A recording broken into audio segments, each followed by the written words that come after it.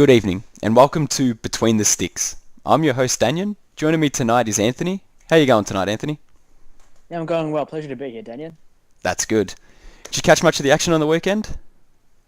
Yeah, I watched a fair few games this week. I'd say about 4 or 5. That's good, that's good. Well, for our listeners that missed any of the action, here's a quick summary of what happened over the weekend. So Geelong defeated Western Bulldogs by 23 points in the opening game of the round to snap a two-game losing streak.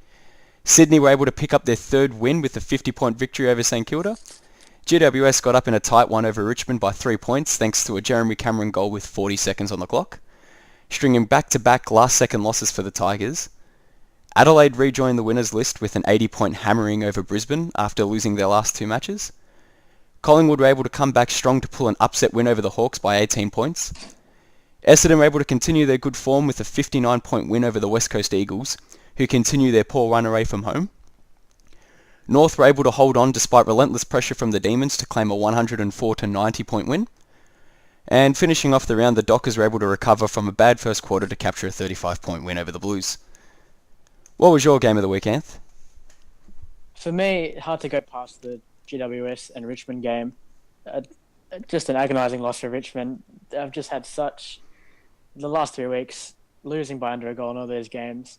After starting the season 5-0, now 5-4. Very disappointing for their fans, but it'll be very interesting to see how they can bounce back from this. And some questions might be being asked over Damien Hardwick's coaching if they've continued to lose games in that fashion. What about you? What was your game of the week, Daniel?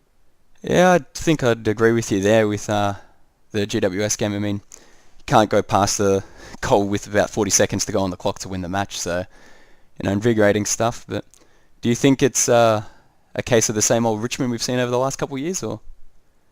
Well, personally, I was surprised to see them start so well in terms of their 5-0, top of the ladder.